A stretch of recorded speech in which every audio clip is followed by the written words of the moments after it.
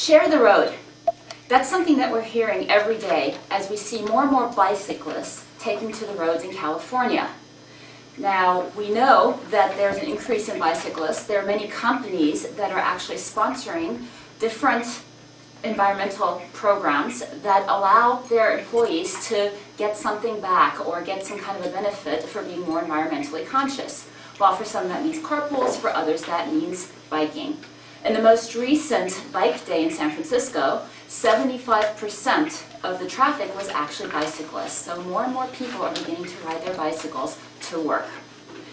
What does that mean though? Bicycles, according to the Department of Motor Vehicles in California, are actually vehicles. They are subject to the same rules and regulations and rights as automobiles. That means that they should be riding on the right side of the road. They should not be using pedestrian walkways. They should be walking their bicycles when they cross over pedestrian crosswalks.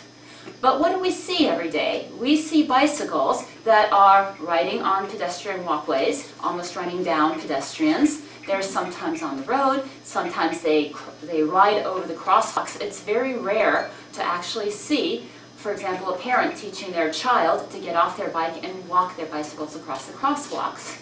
Now we are seeing an increase in accidents that are related to bicyclists on the road. What is the way to solve that? It's actually to provide license requirements for bicyclists.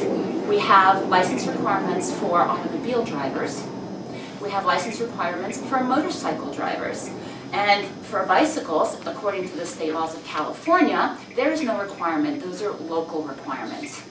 Davis, for example, requires bicycle riders to actually be licensed, but most other areas are not. So that means that someone can get on a bicycle, which is admirable, with the fitness craze, with the environmental aspects of it, but the thing is not a lot of these people actually know the rules of the road. They probably don't have the education to know that they need to be treated as automobile riders.